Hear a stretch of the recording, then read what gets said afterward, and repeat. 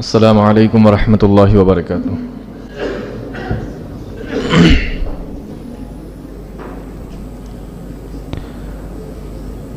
ان الحمد للہ نحمده ونستعینه ونستغفره ونعوذ باللہ من شرور انفسنا ومن سیئات اعمالنا من يهده الله فلا مضل له ومن يضلل فلا هادي له وأشهد أن لا إله إلا الله وحده لا شريك له وأشهد أن محمدا عبده ورسوله يا أيها الذين آمنوا اتقوا الله حق تقاته ولا تموتن إلا وأنتم مسلمون يا أيها الناس اتقوا ربكم الذي خلقكم من نفس واحدة وخلق منها زوجها وبث منهما رجالا كثيرا ونساء واتقوا الله الذي تساءلون به والأرحام إن الله كان عليكم رقيبا يا أيها الذين آمنوا اتقوا الله وقولوا قولا سديدا يصلح لكم أعمالكم ويغفر لكم ذنوبكم ومن يطع الله ورسوله فقد فاز فوزا عظيما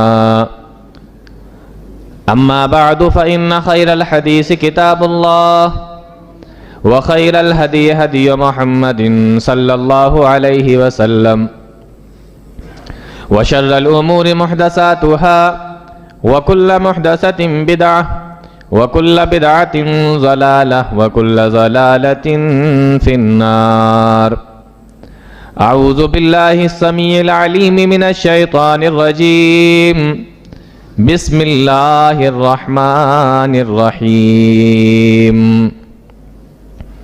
ثاني اثنين إذ هما في الغار إذ يقول لصاحبه لا تحزن إن الله معنا۔ محترم سامعین کرام، نوجوان ساتھیوں، پیارے بچوں اور پردہ نشین خواتین، آج آپ لوگوں کے سامنے جس عنوان پر، جس ٹاپک پر بات کرنی ہے وہ اللہ کے نبی جناب محمد رسول اللہ صلی اللہ علیہ وسلم کے سب سے پیارے، سب سے چہیتے، سب سے جلیل القدر صحابی رسول، جو انساب عرب کے ماہر، جود و سخا کرنے والے، شراب کو کبھی ہاتھ نہ لگانے والے، زمانہ جاہلیت کی گندگی سے دور، صداقت کے پیکر، عشرہ مبشرہ میں سے ایک، خلیفہ راشد، افضل البشر بعد الانبیاء، یار غار، جنتی بزرگوں کے سردار حضرت ابو بکر صدیق رضی اللہ تعالی عنہ ہیں۔ یہ وہ صحابی رسول ہیں جن کے بارے میں اللہ کے نبی صلی اللہ علیہ وسلم نے ارشاد فرمایا کہ میں نے اسلام کی دعوت، دین کی دعوت جس آدمی کے سامنے بھی رکھی، جس شخص کے سامنے بھی رکھی، تو سب نے اس کو قبول کرنے کے لیے کچھ پس و پیش کیا کہ غور و فکر کریں گے، سوچیں گے، بتائیں گے، تھوڑا سا وقت دیجئے، تھوڑا مہلت دیجئے۔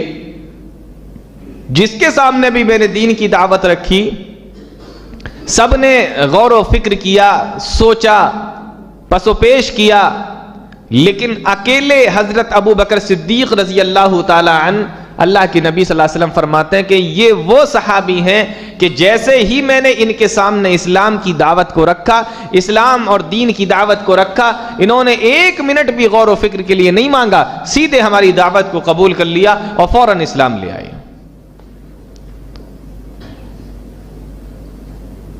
تاریخ ابن کثیر کے اندر لکھا ہوا ہے کہ جب حضرت ابو بکر صدیق رضی اللہ تعالی عنہ اسلام لائے تو 38 سال کے تھے۔ 30 और 8 38 साल के। اور وہ اس لیے کہ یہ اللہ کے نبی صلی اللہ علیہ وسلم سے تقریباً 2.5 سال چھوٹے تھے۔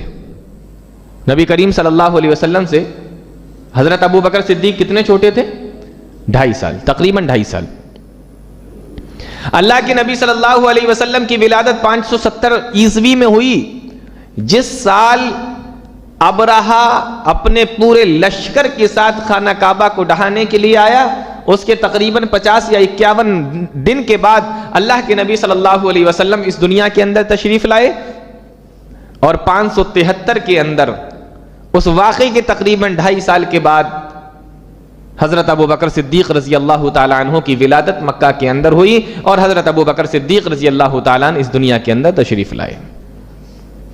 اللہ کے نبی صلی اللہ علیہ وسلم سے تقریباً 2.5 سال چھوٹے تھے۔ حضرت ابو بکر صدیق رضی اللہ تعالیٰ عنہ کے جو والد تھے ان کا نام عثمان تھا، لیکن ابو قحافہ کے نام سے مشہور تھے، ابو قحافہ، اور ماں کا نام ام الخیر سلمہ بنت سخر تھا۔ حضرت ابو بکر کی والدہ کا نام تھا یہ ام الخیر۔ ابو بکر آپ کی کنیت تھی، اور صدیق آپ کا لقب تھا۔ اور نام جانتے ہیں ابو بکر کا کیا تھا؟ عبد الکعبہ۔ یہ حضرت ابو بکر کا نام تھا، لیکن کب؟ اسلام لانے سے پہلے۔ ایک مرتبہ اللہ کی نبی صلی اللہ علیہ وسلم نے ان سے فرمایا کہ اے ابو بکر، تم نے اپنا نام، تمہارا نام عبد الکعبہ ہے، لیکن تم کعبہ کے بندے تو نہیں ہو، تم تو اللہ کے بندے ہو، تو تمہارا نام عبد الکعبہ کیسے ہوا؟ تم عبد الکعبہ کیسے ہو سکتے ہو؟ تم کعبے کے تو بندے نہیں ہو، کعبہ کے غلام تو نہیں ہو۔ تو کہا کہ اللہ کے نبی صلی اللہ علیہ وسلم سے کہ اے اللہ کے نبی، یہ عبد الکعبہ اس لیے نام نہیں ہے کہ میں کعبے کا بندہ ہوں، یہ عبد الکعبہ اس لیے میرا نام رکھا گیا ہے تاکہ میں کعبے کی خدمت کروں، میں کعبے کا خادم ہوں۔ اور عبد کے معنی غلام بھی ہوتا ہے، خادم بھی ہوتا ہے، اور بندہ بھی ہوتا ہے۔ تو میں بندہ نہیں ہوں، میں خادم ہوں۔ اللہ کے نبی صلی اللہ علیہ وسلم نے فرمایا ابو بکر، یہ تو تمہیں معلوم ہے نا کہ تم عبد الکعبہ، کعبہ کے غلام اور کعبہ کے خادم ہو، لیکن دنیا کے لوگ جب سنیں گے تو وہ تو یہی سمجھیں گے نا کہ عبد الکعبہ کا مطلب ہے کعبے کا بندہ، اور لوگ اللہ کے بندے ہیں۔ لوگ یہ سوچنے پہ مجبور ہو جائیں گے کہ جب تمہارا نام عبد الکعبہ نبی کے زمانے میں تھا اور نبی نے نہیں بدلا، تو اس کا مطلب یہ ہے کہ عبد الکعبہ نام رکھنا جائز ہے۔ پھر تو لوگ عبد الکعبہ بھی نام رکھیں گے، عبد شمس بھی رکھیں گے، عبد سخر بھی رکھیں گے، عبد النبی بھی رکھیں گے۔ پھر تو عبد الکعبہ سے ان کو دلیل ملے گی تو سارے نام رکھے جائیں گے۔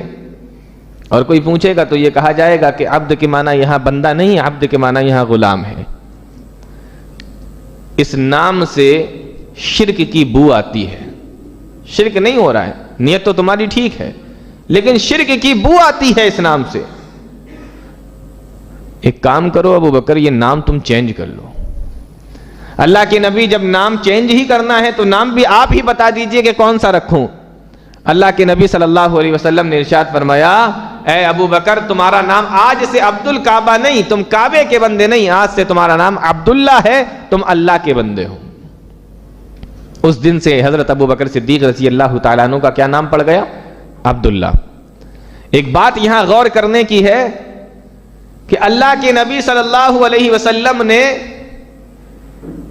صرف شرک سے منع نہیں کیا، صرف شرک سے نہیں روکا، بلکہ اس شرک تک پہنچانے والے راستے کو بھی اللہ کے نبی صلی اللہ علیہ وسلم نے بند کر دیا، اور جس نام سے شرک کی بو آتی تھی، شرک کا شبہ ہوتا تھا، اس نام کو بھی اللہ کے نبی صلی اللہ علیہ وسلم نے چینج کر دیا۔ اس کا مطلب یہ ہے کہ پیارے نبی صرف شرک سے نفرت ہی نہیں کرتے تھے، بلکہ کہ شرک تک پہنچنے کا جو راستہ اور جو دروازہ تھا، اللہ کے نبی صلی اللہ علیہ وسلم اس تک کو بند کر دیتے تھے کہ اس راستے سے چل کر کہیں لوگ شرک تک نہ پہنچ جائیں۔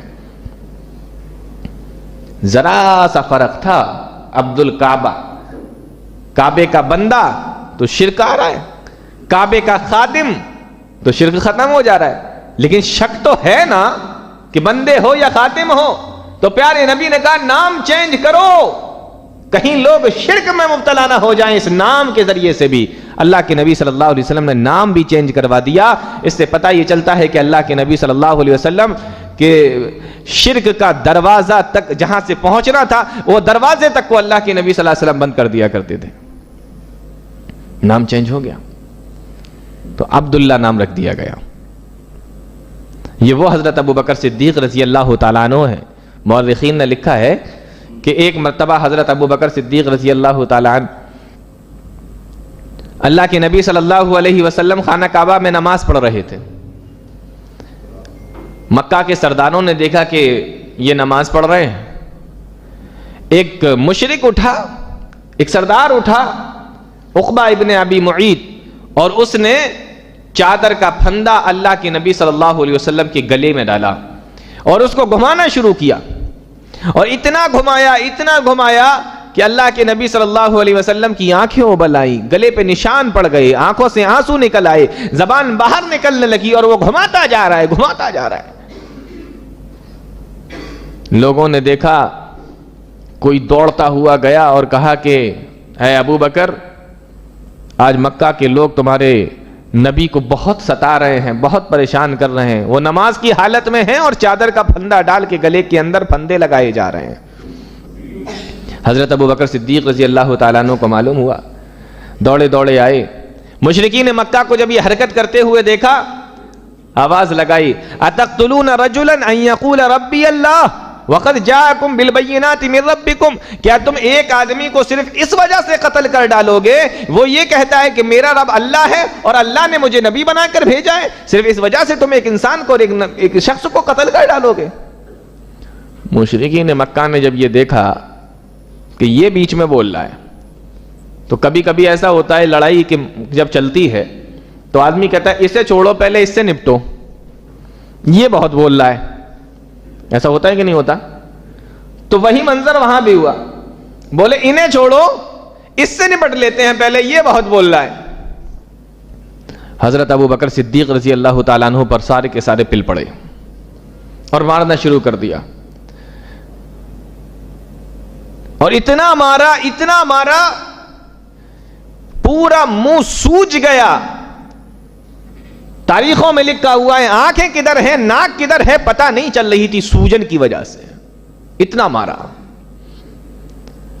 اب جب یہ مار پڑی تو ایک آدمی دوڑا حضرت ابوبکر صدیق رضی اللہ تعالیٰ عنہ کا جو قبیلہ تھا بنو تیم, جس قبیلے کے تھے وہ, وہاں پہنچا اور کہنے لگا کہ اے قبیلے کے لوگوں, مکہ کے لوگ تمہارے خاندان اور تمہارے قبیلے کے ابو بکر کو دیکھو کتنا برے طریقے سے مسجد خانہ کعبہ کے صحن میں مار رہے ہیں, مسجد حرام کے اندر مار رہے ہیں. اب یہ سارے لوگ مسلمان تو نہیں تھے, لیکن خاندان سب کا ایک ہی تھا, اور اپنے خاندان کے کسی فرد کو اتنا بے تحاشا پٹتے ہوئے کوئی نہیں دیکھ سکتا تھا, یہ بھی نہیں دیکھ پائے, گرچہ یہ مسلمان نہیں تھے.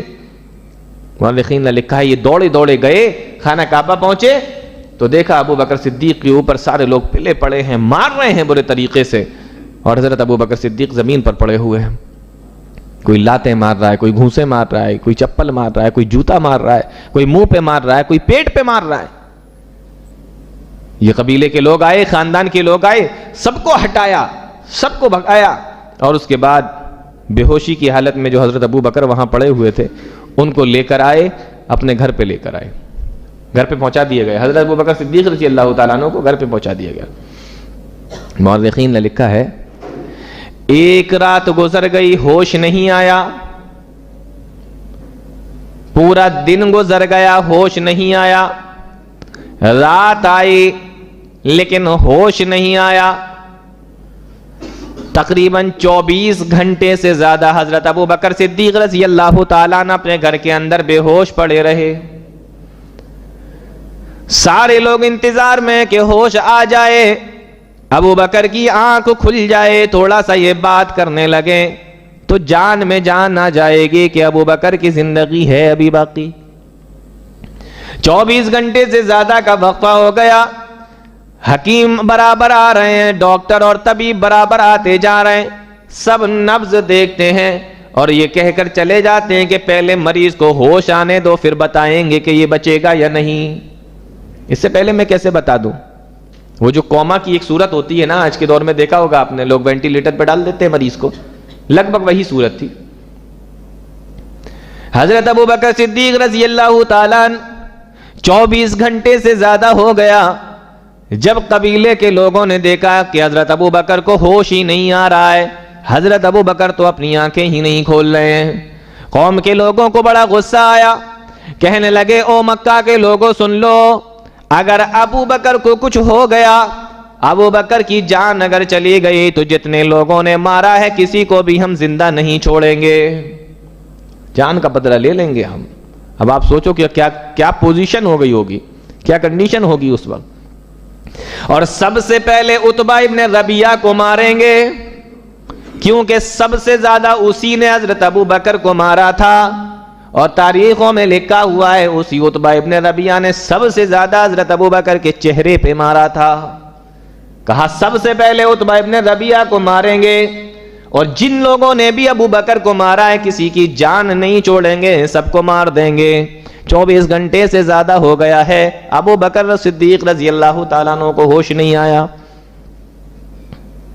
24 گھنٹے کے بعد حضرت ابو بکر صدیق کی آنکھ کھلی.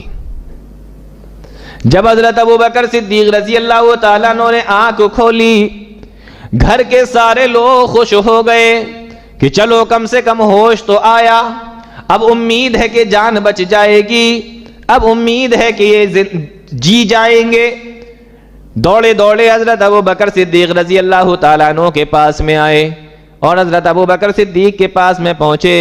حضرت ابو بکر صدیق رضی اللہ تعالیٰ عنہ نے اپنی آنکھوں کو کھولا، اپنے خاندان کے لوگوں کو دیکھا، اپنے قبیلے کے لوگوں کو دیکھا، اور پھر اپنی زبان کو کھولا، اور سب سے پہلا جملہ خاندان کے لوگ پوچھ رہے ہیں، اے ابو بکر کیسے ہو، کیا حال ہے، کیا حال چال ہے، کیسی طبیعت ہے. خاندان کے لوگ حضرت ابو بکر صدیق سے پوچھ رہے تھے، اور ابو بکر نے جو اپنی زبان کھولی تو سب سے پہلا جملہ ان کی زبان سے یہ نکلا کہ میرے حال کیا پوچھ رہے ہو، پہلے یہ بتا دو کہ محمد الرسول اللہ صلی اللہ علیہ وسلم کے حالات کیسے ہیں، میں کیسا ہوں.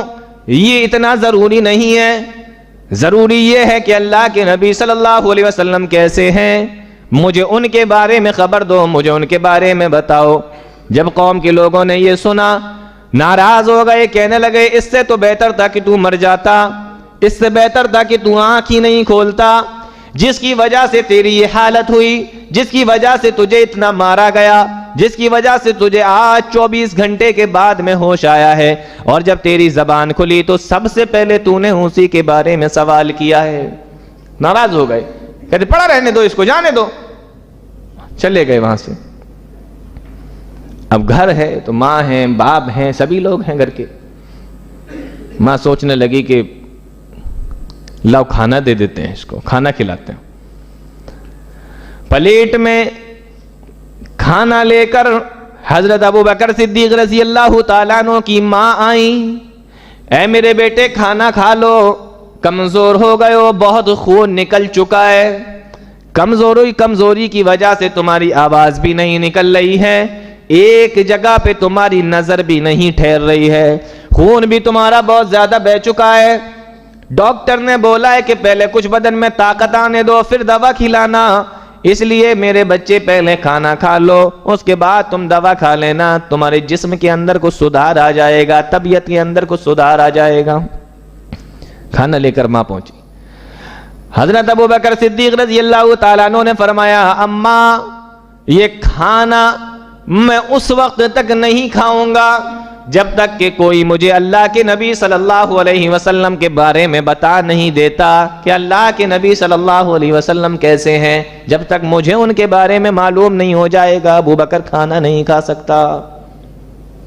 ماں پریشان کہ تو پھر سے شروع ہو گیا، پھر وہی بات.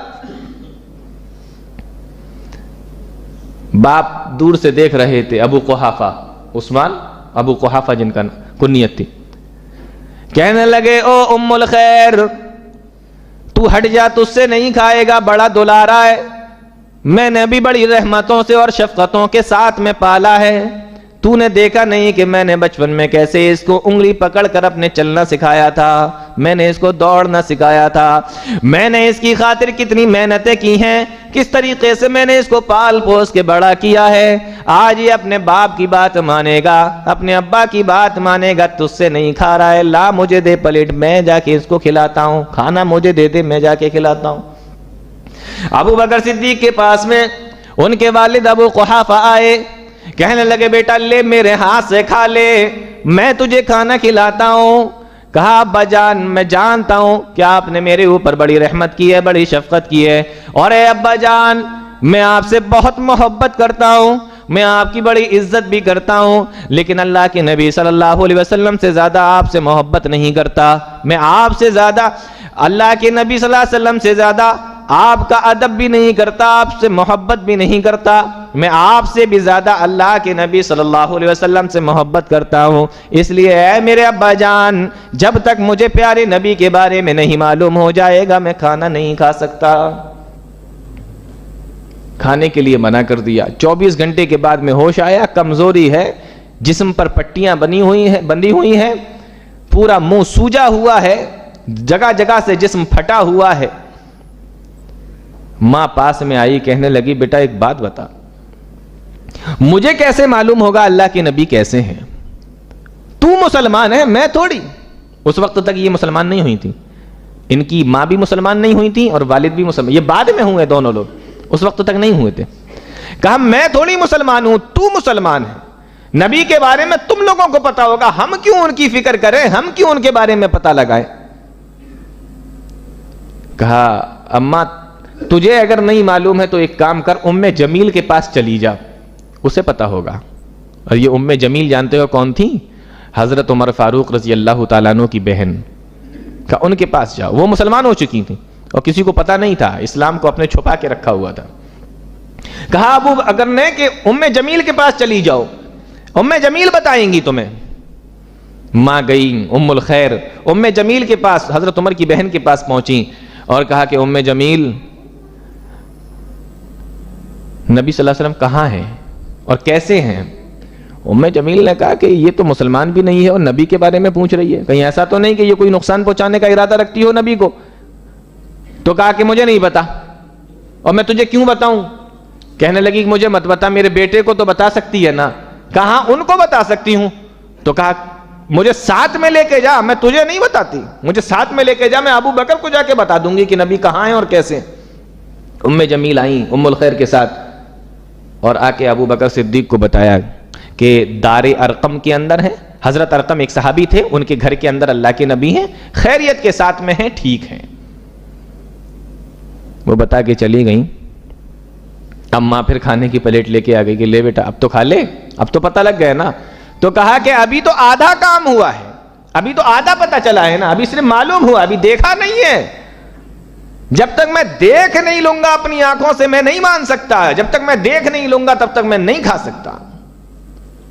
تو ام الخیر کہنے لگی ان کی والدہ کہ چلو بیٹا تمہیں دکھا بھی؟ نے کہا نہیں ابھی نہیں، تھوڑا سا اندھیرا ہونے دو، ابھی چلیں گے تو لوگوں کو پتہ لگ جائے گا کہ میں کہاں جا رہا ہوں، تھوڑا اندھیرا ہونے دو، لوگوں کو اپنے گھروں میں جانے دو، پھر چلیں گے۔ مورخین نے لکھا ہے جب اندھیرا چھا گیا، حضرت ابو بکر صدیق رضی اللہ تعالیٰ عنہ اپنی والدہ کے ساتھ میں اور اپنے گھر کے ایک دو لوگوں کے ساتھ اللہ کے نبی صلی اللہ علیہ وسلم کے پاس میں پہنچے، دار ارقم میں پہنچے۔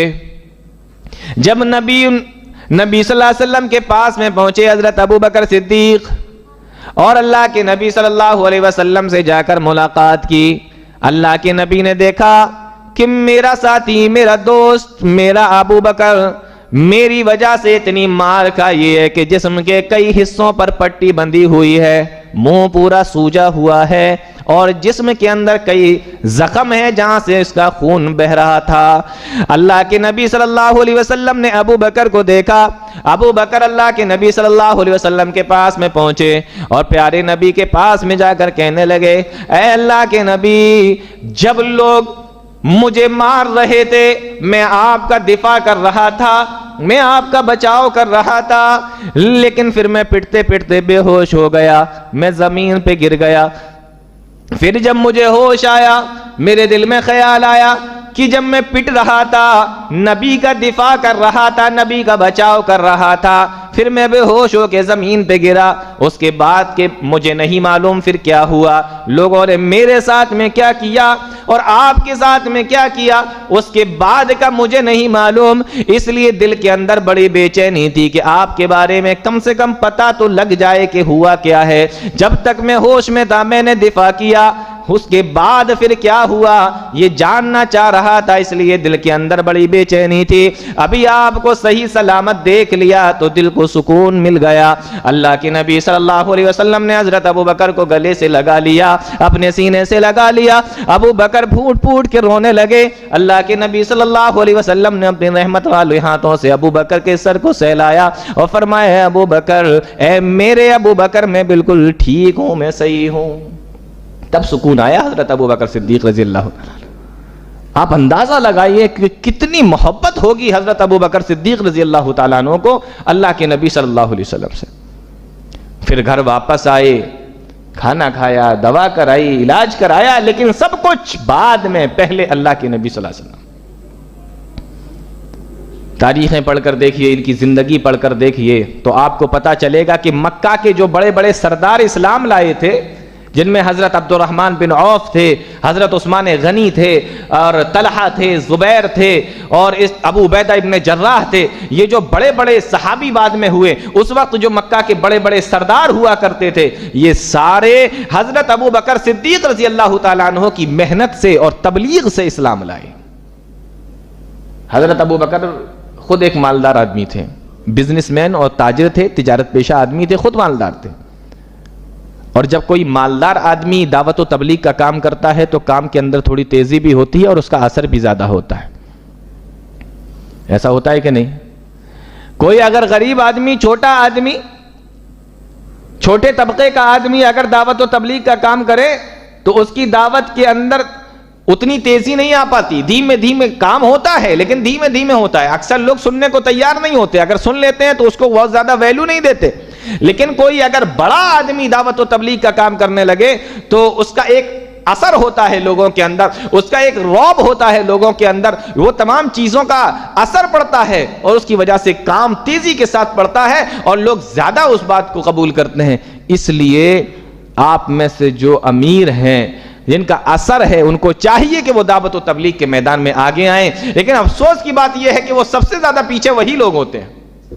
یہ بھی ایک حقیقت ہے کہ دعوت و تبلیغ کے میدان میں وہی سب سے زیادہ پیچھے بھی ہوتے ہیں، جبکہ معاملہ یہ ہے کہ کبھی دعوت و تبلیغ کے کام میں پیسہ خرچ کرنے کی ضرورت آ گئی، مان لو کوئی ایک چھوٹے طبقے کا آدمی ہے، غریب گھر کا آدمی ہے، وہ بھی دعوت و تبلیغ کا کام کر رہا ہے، لیکن ابھی پیسہ بھی خرچ کرنا ہے تو اب وہ کہاں جائے؟ اس کے پاس پیسہ نہیں ہے، علم ہے، بتا رہا ہے، سمجھا رہا ہے، لیکن یہاں علم بھی ہے، دولت بھی ہے۔ اگر دولت خرچ کرنے کی باری آ جائے، پیسہ خرچ کرنے کی باری آ جائے تو یہ مالدار اور یہ سیٹھ آدمی دولت بھی خرچ کر سکتا ہے، اور علم ہے تو علم کے ذریعے سے لوگوں کو دعوت و تبلیغ کر سکتا ہے۔ یہاں دونوں کام ہو جائیں گے اور اس کا اثر بہت تیزی کے ساتھ میں پھیلتا ہے۔ اس لیے اس بات کی طرف دھیان دینے کی ضرورت ہے کہ دعوت و تبلیغ کے میدان میں آگے آیا جائے، اور خاص طور سے ان لوگوں کو جو اپنے یہاں کے اثر و رسوخ والے آدمی ہیں، جو بڑے آدمی کہلاتے ہیں۔ حضرت ابو بکر صدیق رضی اللہ تعالیٰ عنہ کی محنتوں سے بہت سارے لوگ مکہ کے اندر اسلام لائے، ان میں بڑے بڑے نام حضرت عبد الرحمن، ابو عبیدہ ابن جراح، اور طلحہ، زبیر، عثمان غنی رضی اللہ، یہ سب کے سب حضرت ابو بکر صدیق کی محنتوں کا نتیجہ تھے، یہ سب کے سب اسلام لائے۔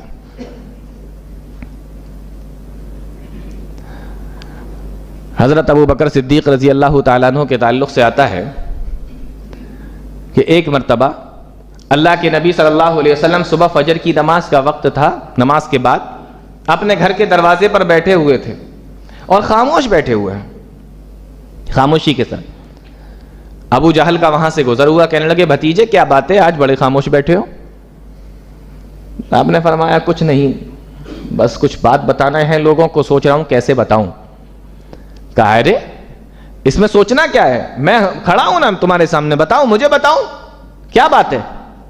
اللہ کے نبی صلی اللہ علیہ وسلم نے فرمایا کہ رات مجھے معراج ہوئی ہے۔ دیکھو، پہلا آدمی بتانے کے لیے ملا بھی تو کون ملا، اور وہ بھی معراج کا واقعہ۔ کوئی ہلکا پھلکا ہوتا تو سمجھ میں شاید اس کے آ جاتا، معراج کا واقعہ تو کتنے مسلمانوں کی سمجھ میں نہیں آتا کہ یہ سب ہوا کیسے. لیکن یہ ہے کہ ایمان لانا ہے تو لانا ہے. شریعت عقل سے نہیں نقل سے چلتی ہے, جو لکھا ہے وہ ماننا ہے. ورنہ عقل سے چلنے لگے, آپ کی عقل کچھ اور سوچتی ہے, آپ کی عقل کچھ اور سوچتی ہے, آپ کی عقل کچھ اور سوچتی ہے, تو پھر تو ہو گیا کام, دین نہیں رہ جائے گا پھر. اس لیے عقل نہیں چلانا ہے, نقل جا کے دیکھنا ہے کہ لکھا کیا ہے. تو کہا بھتیجے بتاؤ کیا بات ہے. کہا رات مجھے معراج ہوئی ہے. کہ معراج یہ کیا ہے. تو کہا معراج یہ ہے کہ مجھے راتوں ہی رات کہاں لے جایا گیا, مسجد حرام یعنی خانہ کعبہ سے بیت المقدس یعنی فلسطین لے جایا گیا, پہلے فلسطین, اور اس کے بعد مجھے آسمانوں پر بلایا گیا, آسمانوں پر. تو کہا کہ تم یہاں سے ایک ہی رات میں خانہ کعبہ سے مسجد اقصی, مکہ سے فلسطین ہو آئے. کہا کہ ہاں میں چلا گیا. کہا 40 دن لگتے ہیں ایک طرف, تم ایک رات میں چلے گئے. کہا میں ایک رات میں چلا گیا. اور کہا واپس بھی آ گئے. ہاں واپس بھی آ گیا. اچھا تو وہاں سے آسمانوں پر, اب لگا مزے لینے, اچھا وہاں سے آسمانوں پر بھی گئے تھے, اچھا کیا دیکھا وہاں پر, اچھا جنت بھی دیکھی جہنم بھی دیکھی, اچھا یہ چل رہا ہے. اب لگا مزے لینے. اس نے کہا یار اس سے بڑھیا موقع تو مل ہی نہیں سکتا اللہ کے نبی صلی اللہ علیہ وسلم کا مذاق بنانے کا, اور اس سے بڑھیا موقع مل ہی نہیں سکتا اللہ کے نبی صلی اللہ علیہ وسلم کی تکذیب کرنے کا, جھٹلانے کا. جب سارا واقعہ سن لیا, کہنے لگا بھتیجے دیکھو ایک بات بولوں, میں تو ابھی اکیلا کھڑا ہوں, تو میں نے اکیلے سنا, ایک کام کرتا ہوں میں مکہ کے سارے لوگوں کو بلا کے لاتا ہوں, تم ان کے سامنے بتا دو گے یہ. نبی صلی اللہ علیہ وسلم نے فرمایا کہ ہاں میں ان کے سامنے بتا دوں گا. کہا دیکھو بتا نا, ہاں میں ابھی بلانے جا رہا ہوں, پھر نہ مت اپنی بات, ہوتا ہے نا اس طریقے سے بات کرتے ہیں نا, کہ میں بلا کے لاؤں اور تم پتہ چلا مجھے ہی کہہ دو کہ نہ میں نے تو ایسا کچھ, تو یہ نہیں بتانا پڑے گا. بولے ارے میں بتانے ہی بیٹھا ہوں, آپ لاؤ نا, کس کو لے کے آ رہے ہو. وہ گیا دوڑا دوڑا, کہنے لگا آؤ آج مزہ آئے گا. وہ سب کو لے کر آیا, سب لوگ آ گئے. کہنے لگے بھتیجے بتاؤ, وہی بتاؤ جو مجھے بتایا تھا. اللہ کے نبی صلی اللہ علیہ وسلم نے پورا واقعہ جیسے اس کو بتایا تھا ویسے ہی سارے لوگوں کو بتا دیا کہ ایسا ہوا ایسا ہوا ایسا ہوا. اور ایک رات میں سارے لوگوں نے جب یہ سنا تو پیٹ پکڑ پکڑ کر ہنسنے لگے, کہنے لگے اب تو تم نے حد ہی کر دی ہے, اس سے زیادہ تو کوئی چھوڑ ہی نہیں سکتا, اس سے زیادہ تو کوئی جھوٹ بول ہی نہیں سکتا, اب تو تم نے حد کر دی ہے. اور پیٹ پکڑ پکڑ کے ہنسنے لگے, کہنے لگے بس کرو یار یہ تو بہت زیادہ ہو گیا, تم بہت زیادہ ہی چھوڑنے لگے ہو, اب تو بہت زیادہ ہی جھوٹ بولنے لگے ہو. اور مذاق بنا کے وہاں سے چلے گئے. کسی نے نہیں مانا معراج کے واقعے کو. اب ان کے دماغ میں آیا آج ابو بکر کے ایمان کو چیک کرتے ہیں, ابو بکر کے پاس چلتے ہیں. حضرت ابو بکر صدیق رضی اللہ تعالیٰ عنہ کے گھر پہ صبح ہی صبح پہنچ گئے اور یوں دروازہ کھٹکھٹایا. ابو بکر صدیق رضی اللہ تعالیٰ عنہ نکل کر آئے, کہنے لگے کیا بات ہے. کہنے لگے ایک بات پوچھنا ہے. ہاں پوچھو. کہا بات یہ ہے کہ یہ بتاؤ اگر کوئی آدمی یہ کہے کہ میں ایک ہی رات میں مکہ سے فلسطین چلا گیا جہاں 40 دن میں پہنچتے ہیں, اور پھر وہاں سے آسمانوں پر گیا, 7 آسمان دیکھے, جنت دیکھی, جہنم سب کچھ دیکھ کر آیا ہوں, بتاؤ اس کی بات کو سچا مانو گے یا جھوٹا مانو گے. حضرت ابو بکر صدیق نے فرمایا بالکل جھوٹا مانوں گا, یہ تو ہو ہی نہیں سکتا. کہنے لگے دیکھو تمہارے صاحب جو ہے نا نبی محمد صلی اللہ علیہ وسلم, انہوں نے کہا ہے یہ دیکھو. حضرت ابو بکر صدیق رضی اللہ تعالیٰ عنہ نے فرمایا لئن کان قال ذالک, اگر انہوں نے کہا ہے لقد صدق, تو سچ کہا ہے, اگر انہوں نے کہا ہے تو سچ کہا ہے. میں گواہی دیتا ہوں کہ اللہ کے نبی صلی اللہ علیہ وسلم سچ بول رہے ہیں, میں تصدیق کرتا ہوں کہ اللہ کے نبی صلی اللہ علیہ وسلم سچ بول رہے ہیں. اگر انہوں نے کہا تو بالکل صحیح کہا ہے. اب جب یہ بات لوگوں کے سامنے آئی تو لوگ تو وہاں سے چلے گئے, لیکن اللہ کے نبی صلی اللہ علیہ وسلم اتنا خوش ہوئے, اتنا خوش ہوئے. اس دن اللہ کے نبی صلی اللہ علیہ وسلم نے فرمایا کہ اے ابو بکر آج سے تم صدیق ہو. صدیق کی معنی سچ بولنے والا, اور صدیق بہت زیادہ سچ بولنے والے کو کہا جاتا ہے. بہت زیادہ سچ جو بولتا ہے نا اس کو صدیق کہتے ہیں, ورنہ جو صرف سچ بولتا ہے اس کو عربی میں صادق کہتے ہیں, صادق سچ بولنے والا. لیکن جو بہت زیادہ سچ بولنے والا ہو اس کو صدیق کہا جاتا ہے. اللہ کے نبی صلی اللہ علیہ وسلم نے فرمایا کہ ابو بکر آج سے تم صدیق ہو. اللہ نے قرآن میں کیا بیان فرمایا, وَمَن يُطِعِ اللَّهَ وَالرَّسُولَ فَأُولَٰئِكَ مَعَ الَّذِينَ أَنْعَمَ اللَّهُ عَلَيْهِم مِّنَ النَّبِيِّينَ وَالصِّدِّيقِينَ, تم میں سے جو اللہ کی اطاعت کرے گا اور اللہ کے رسول صلی اللہ علیہ وسلم کی اطاعت کرے گا، فَأُولَٰئِكَ مَعَ الَّذِينَ أَنْعَمَ اللَّهُ عَلَيْهِم مِّنَ النَّبِيِّينَ، تو کل قیامت کے دن ایسے لوگوں کو ہم نبیوں کے ساتھ میں اٹھائیں گے، والصدیقین، اور صدیقین کے ساتھ میں اٹھائیں گے، والشہداء، اور شہیدوں کے ساتھ میں اٹھائیں گے۔ اس آیت پر اگر غور کیا جائے تو معلوم یہ ہوگا کہ شہید کا بہت بڑا درجہ ہے اسلام کے اندر، لیکن اس سے بھی بڑا درجہ صدیقین کا ہے۔ اللہ نے نبیوں کے بعد میں صدیقین کا ذکر فرمایا اور اس کے بعد میں شہیدوں کا ذکر فرمایا۔ تو صدیقین کا مقام یہ ہے کہ شہیدوں سے زیادہ بڑا مرتبہ ہے۔ اللہ نے بھی فرما دیا کہ یہ صدیق ہیں، پیارے نبی نے بھی فرما دیا کہ یہ صدیق ہیں، کہ یہ سچ بولنے والے ہیں۔ یہ صلہ ملا، اور کیا انعام ملا؟ یہ انعام کہ آج ساری دنیا حضرت ابو بکر صدیق رضی اللہ تعالیٰ عنہ کے نام سے جانتی ہے۔ ابو بکر کے ساتھ صدیق کا ٹائٹل اس طریقے سے جڑ گیا کہ آج جب بھی ان کا نام آتا ہے تو ابو بکر کہہ دو تو ادھورا لگتا ہے، جب صدیق بڑھا دو تو لگتا ہے کہ ابھی نام میں نے پورا لے لیا ہے۔ ابو بکر صدیق رضی اللہ تعالیٰ عنہ۔ اللہ کے نبی صلی اللہ علیہ وسلم مکہ کے اندر ہیں، 13 سال ہو گئے ہیں لگاتار مکہ کے لوگوں سے تکلیفیں اٹھاتے ہوئے، لیکن ہجرت کی اجازت نہیں ملی ہے، تو ہجرت کرنے کے لیے مدینہ نہیں جا رہے ہیں۔ 13 سال کے بعد اللہ رب العالمین اجازت دیتا ہے، جب آپ کی عمر 53 سال ہو گئی اور آپ کی بعثت کو 13 سال ہو گئے تو اب اجازت ملی۔ اے اللہ کے نبی، جبریل امین آئے، کہا اے اللہ کے نبی، اللہ رب العالمین آپ کو اجازت دیتا ہے، آپ ہجرت کر کے مکہ چھوڑ دیجئے، مدینہ چلے جائیے۔ اور اس سفر میں آپ کے ساتھی حضرت ابو بکر صدیق رضی اللہ تعالی عنہ ہوں گے۔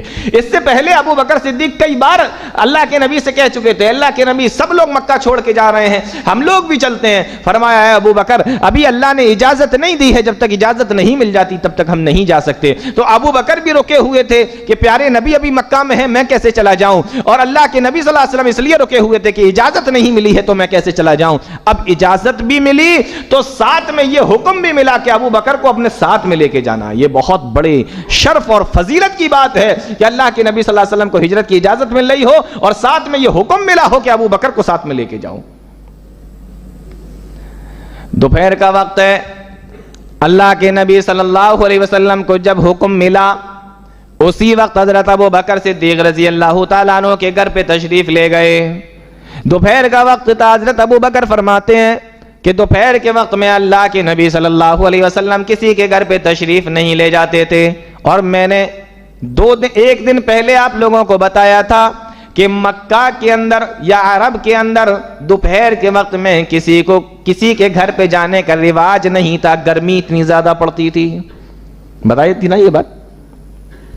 لیکن دوپہر کے وقت میں اللہ کے نبی صلی اللہ علیہ وسلم حضرت ابو بکر کے گھر پہ تشریف لے گئے۔ جب حضرت ابو بکر صدیق رضی اللہ تعالیٰ عنہ کے گھر پہ پہنچے، حضرت ابو بکر نے دیکھا اللہ کے نبی صلی اللہ علیہ وسلم نے دروازہ کھولا، فرمایا اللہ کے نبی اندر تشریف لائیے۔ پیارے نبی اندر تشریف لے گئے۔ حضرت ابو بکر صدیق نے فرمایا اے اللہ کے نبی کیسے آنا ہوا، دوپہر کے وقت میں کس طریقے سے آپ گھر سے نکل آئے، کیسے نکل آئے؟ اللہ کے نبی صلی اللہ علیہ وسلم نے ارشاد فرمایا اے ابو بکر، اللہ رب العالمین نے مجھے ہجرت کی اجازت دے دی ہے، مکہ چھوڑنے کی اجازت مل گئی ہے، مدینہ جانے کی اجازت مل گئی ہے، اور مجھے ساتھ میں یہ بھی فرما دیا کہ تم اپنے ساتھ میں ابو بکر کو لے کر جانا، تمہارے ساتھی ابو بکر بنیں گے، تمہارے سفر کے ساتھی حضرت ابو بکر ہوں گے، میں تمہیں یہ بتانے کے لیے آیا ہوں۔ ابو بکر نے جب یہ سنا تو خوش ہو گئے، کہا اللہ نے میرا نام لے کر کہا ہے کہ تم نبی کے ساتھی ہوگے۔ فرمایا ہاں ابو بکر، اللہ نے تمہارا نام لے کر کہا ہے۔ اتنا خوش ہوئے کہنے لگے اے اللہ کے نبی میرے گھر کے اندر 2 اونٹنیاں ہیں، بہت مضبوط ہیں، جوان ہیں، طاقتور ہیں، لمبا سفر کر سکتی ہیں، اے اللہ کے نبی 1 اونٹنی آپ لے لیجئے اور 1 اونٹنی میں لے چلتا ہوں، دونوں لوگ اسی پہ سفر کریں گے۔ خوش ہو گئے کہ اللہ رب العالمین نے نام لے کر کہا ابو بکر کو لے کے جاؤ۔ طے ہو گیا کب نکلنا ہے، کیسے نکلنا ہے۔ اب یہ لوگ رات کے وقت میں وہاں سے نکلے، اندھیرے میں نکلے، ابھی اونٹنیاں لے کر نہیں نکلے، اونٹنیاں تو بعد میں ان کے بیٹے لے کر جائیں گے، پہلے پلان یہ ہوا کہ دیکھو مکہ سے جب ہم لوگ نکلیں گے تو سب کا خیال یہ ہوگا کہ ہم لوگ مدینہ گئے ہیں، تو سب ہمیں ڈھونڈنے کے لیے مدینہ کے راستے پر جائیں گے. تو ہم ایک کام یہ کرتے ہیں کہ سیدھے مکہ سے نکل کے مدینہ کی طرف نہیں جائیں گے، بلکہ مکہ سے نکل کے ہم لوگ یمن کی طرف جائیں گے، الٹے راستے پر، اپوزٹ سائڈ میں جائیں گے. مکہ سے مدینہ نہیں، مکہ سے یمن کی طرف جائیں گے، اور وہاں پر جو غار ثور ہے 2-3 دن وہاں چھپے رہیں گے. جب یہ مکہ کے لوگ ہمیں ڈھونڈتے ڈھونڈتے تھک جائیں گے 2-3 تک، اور معاملہ تھوڑا شانت ہو جائے گا، پھر وہاں سے نکل کر ہم لوگ مدینہ کا راستہ لے لیں گے. پہلے یہاں سے پیدل غار ثور میں جائیں گے، وہاں پہ 2-3 دن رہیں گے، اور اس کے بعد پھر جب وہاں سے نکلیں گے تو ابو بکر صدیق کے بیٹے وہ اونٹنیاں لے کر آئیں گے، جس کی بات میں نے ابھی آپ کو بتائی، اس پہ سوار ہو کے پھر مدینہ جانا ہے. یہ پلاننگ ہوئی. اب دیکھو یہاں ایک بات اور معلوم ہوئی کہ مسلمان کو بھولا بھالا تو ہونا چاہیے، شریف تو ہونا چاہیے، لیکن بے وقوف نہیں ہونا چاہیے. مسلمانوں کو بھولے بھالے بنے رہو، شریف بنے رہو، لیکن بے وقوف نہ بنو. یہ واقعہ بتا رہا ہے، یہ پلاننگ اللہ کے نبی صلی اللہ علیہ وسلم کی بتا رہی ہے. ڈائریکٹ اگر جاتے تو پکڑ لیے جاتے نا، تو پلاننگ ہوئی کہ نہیں کہ پہلے وہاں جاؤ. تو بے وقوف بننے کی اجازت اسلام کے اندر نہیں ہے کہ سیدھے جا کے خطرہ مول لے لو. نہیں، آپ پلاننگ کرو، سوچو کہ ہمیں کیا کرنا ہے، کیسے کرنا ہے. یہ چیز یہاں سے معلوم ہوتی ہے کہ شریف رہو لیکن بے وقوف نہ بنو. یہ اسلام چاہتا ہے. ڈائریکٹ خطرہ مول لینا نہیں، پہلے کچھ پلاننگ کے تحت یہاں پہ رکیں گے، اس کے بعد جائیں گے. اب سفر شروع ہوا. اللہ کے نبی صلی اللہ علیہ وسلم حضرت ابو بکر صدیق رضی اللہ تعالیٰ عنہ دونوں اپنے گھر سے نکل آئے. رات بھر چلتے رہے، اور دوپہر کے وقت میں بھی، صبح سے لے کے دوپہر تک دن کے وقت میں بھی چلتے رہے. چلتے چلتے تھک گئے. کئی میل سفر کرنے کے بعد یمن کے راستے پر ایک غار آتا ہے جس کو غار ثور کہتے ہیں.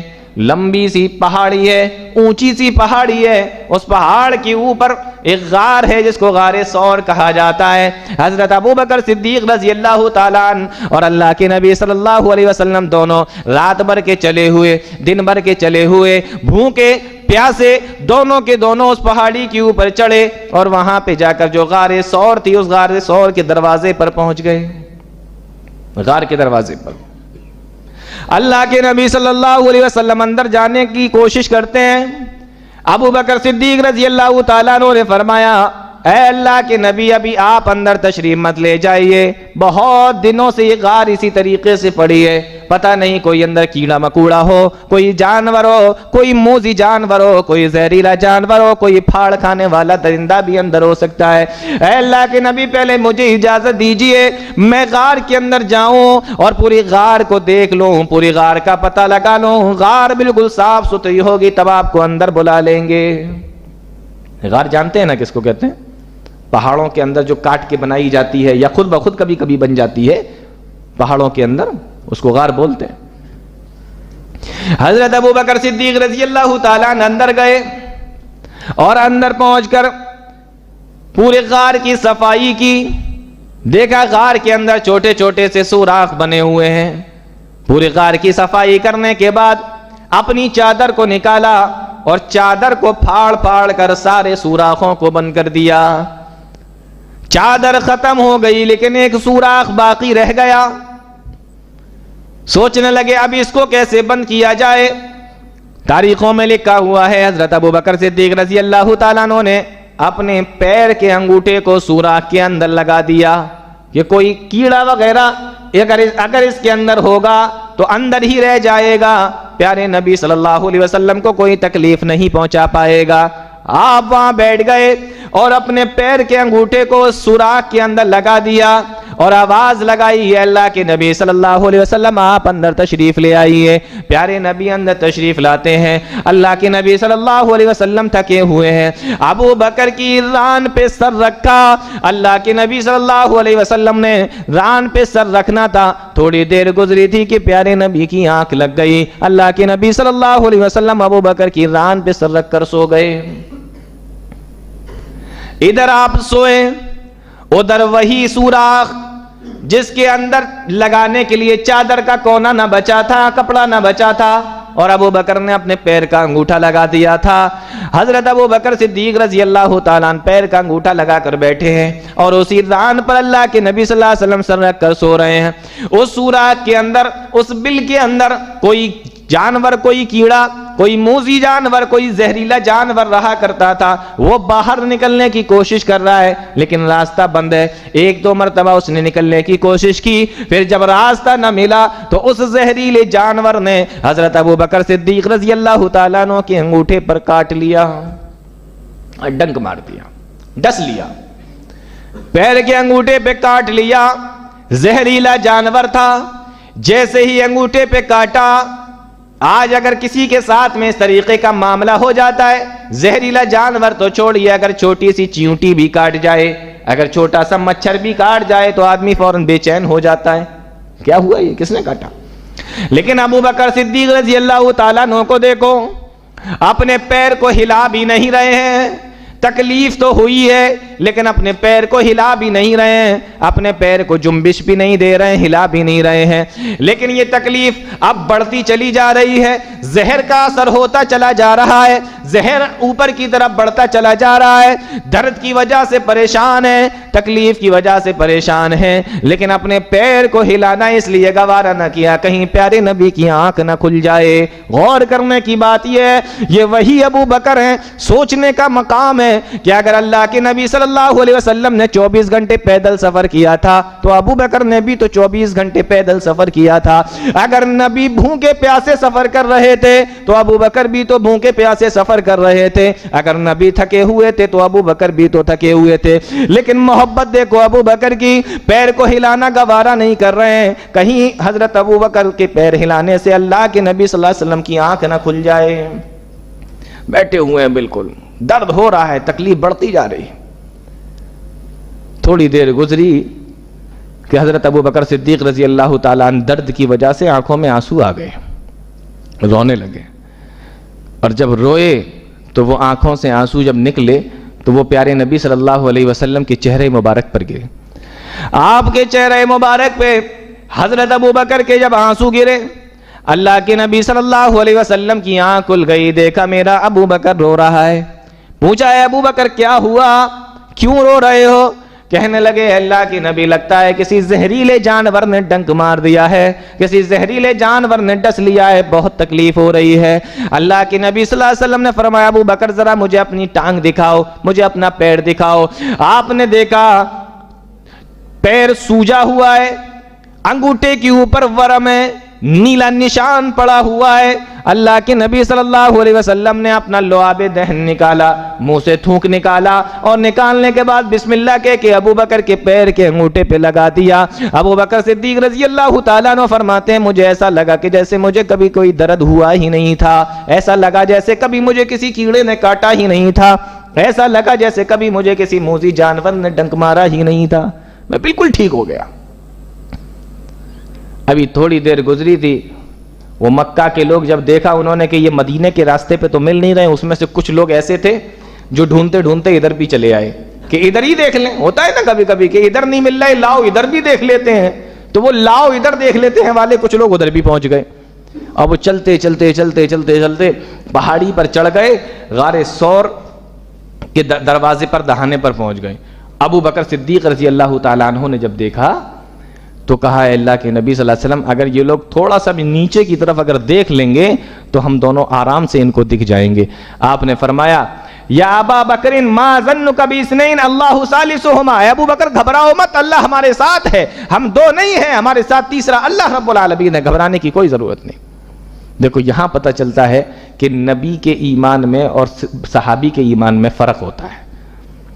نبی کو بھی معلوم ہے کہ مدینہ جائیں گے, ہجرت کی اجازت ملی ہے تو مدینہ جانے سے کوئی روک نہیں سکتا, اور ابو بکر کو بھی معلوم ہے کہ ہجرت کی اجازت مدینے میں جانے کی ملی ہے تو ہجرت کرنے سے کوئی روک نہیں سکتا, دونوں کو پتہ ہے. لیکن ابو بکر کے دل میں گھبراہٹ ہو گئی کہیں پکڑ نہ لیے جائیں, لیکن نبی کے دل میں گھبراہٹ پیدا نہیں ہوئی. اس سے پتہ چلا کہ نبی کے ایمان میں اور صحابی کے ایمان میں فرق ہوتا ہے. صحابی کا ایمان پہاڑوں سے زیادہ مضبوط, لیکن نبی سے زیادہ مضبوط نہیں. دونوں کو معلوم ہے اللہ کا حکم ہے نہیں پکڑے جائیں گے, لیکن ابو بکر گھبرائے، اللہ کے نبی نہیں گھبرائے. اس سے پتہ چلتا ہے کہ فرق ہے، ایمان میں فرق ہوتا ہے، کسی کا ایمان زیادہ ہوتا ہے، کسی کا کم ہوتا ہے. اللہ کے نبی صلی اللہ علیہ وسلم نے فرمایا ابو بکر گھبراؤ مت، کچھ نہیں ہوگا. اور وہ لوگ ڈھونڈ ڈھانڈ کے وہاں سے واپس چلے گئے. حضرت عمر فاروق رضی اللہ تعالیٰ عنہ فرمایا کرتے تھے کہ اے لوگوں، جو 3 دن حضرت ابو بکر نے اللہ کے نبی صلی اللہ علیہ وسلم کے ساتھ غار ثور میں گزارے ہیں، ابو بکر وہ 3 دن جو نبی کے ساتھ میں گزارے وہ مجھے دے دیں، اور عمر کی ساری زندگی مجھ سے لے لیں، تب بھی گھاٹے کا سودا نہیں ہوگا، فائدے ہی کا سودا ہوگا. یہ 3 دن اتنے اہم اور اتنے مبارک دن تھے. ایک مرتبہ کسی نے پوچھا اللہ کے نبی صلی اللہ علیہ وسلم سے، اللہ کے نبی یہ بتائیے کہ آپ کو سب سے زیادہ پسند کون ہے، آپ سب سے زیادہ کس کو چاہتے ہیں، کس سے محبت ہے آپ کو، یہ بتائیے. آپ نے فرمایا کہ مجھے اپنی بیوی عائشہ سب سے زیادہ پیاری لگتی ہے. آپ نے، وہ پوچھنے والے نے پوچھا کہ میں عورتوں کے تعلق سے نہیں پوچھ رہا ہوں، میں مردوں کے تعلق سے پوچھ رہا ہوں، آپ مجھے یہ بتائیے کہ آپ کو مردوں میں سب سے اچھا کون لگتا ہے. آپ نے فرمایا عائشہ کے والد ابو بکر سب سے زیادہ اچھے لگتے ہیں. اللہ کے نبی صلی اللہ علیہ وسلم سب سے زیادہ محبت کیا کرتے تھے حضرت ابو بکر صدیق سے.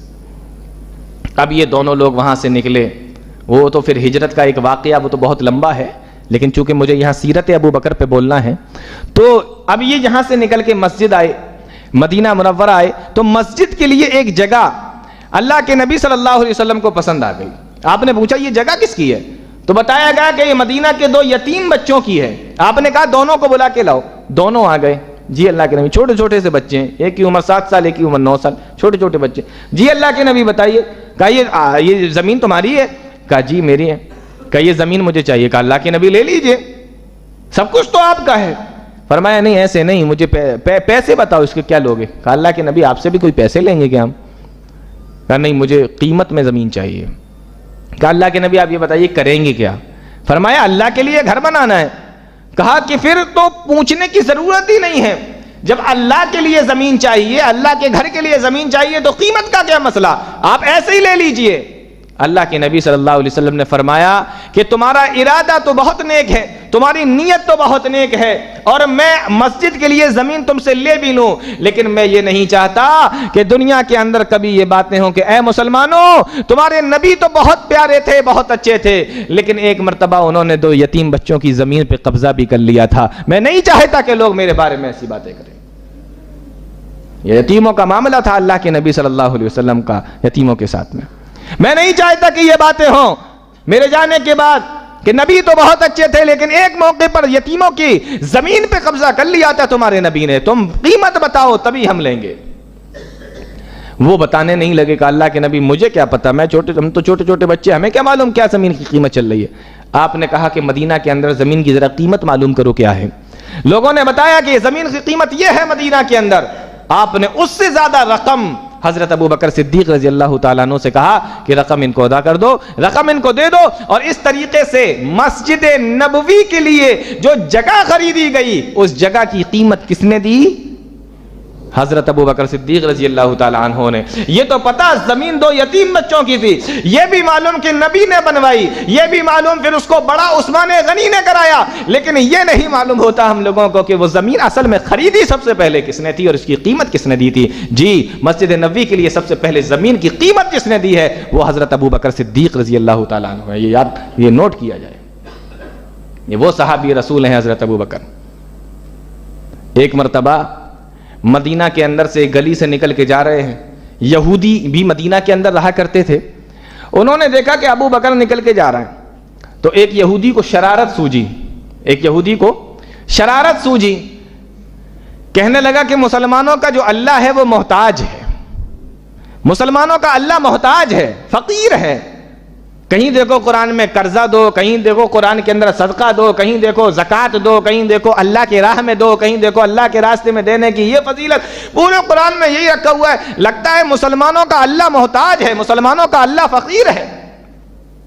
ابو بکر صدیق رضی اللہ تعالیٰ عنہ وہاں سے نکل کے جا رہے تھے. ابو بکر صدیق نے سنا، غصہ آ گیا کہ یہ کیا بکرا ہے اللہ رب العالمین کے بارے میں. اس کے پاس میں پہنچے اور ایک زوردار تماچا اس کو دیا، اس یہودی کے. یہودی وہ یوں ایسے اپنا گال پکڑ کر سیدھا اللہ کے نبی صلی اللہ علیہ وسلم کے پاس میں پہنچ گیا. کہا اللہ کے نبی ابو بکر نے مارا ہے. آپ نے فرمایا کیوں؟ کہا مجھے نہیں پتا کیوں مارا ہے، بس مارا ہے. آپ نے فرمایا ابو بکر کو بلا کے لاؤ. تھوڑی دیر میں ابو بکر بھی آ گئے. اللہ کے نبی جی بتائیے. کہا تم نے اس کو مارا؟ کہا جی ہاں میں نے مارا. کیوں مارا؟ کہا یہ اللہ کو گالی دے رہا تھا, کہہ رہا تھا اللہ فقیر ہے, اللہ محتاج ہے, قرآن میں کہتا رہتا ہے قرضہ دو صدقہ دو خیرات دو, میں نے مار دیا. آپ نے یہودی سے کہا کیوں, تو اللہ کے بارے میں اس طریقے کی باتیں بول رہا تھا؟ کہا نہیں میں تو نہیں بول رہا تھا. اب وہ جھوٹ بول گیا.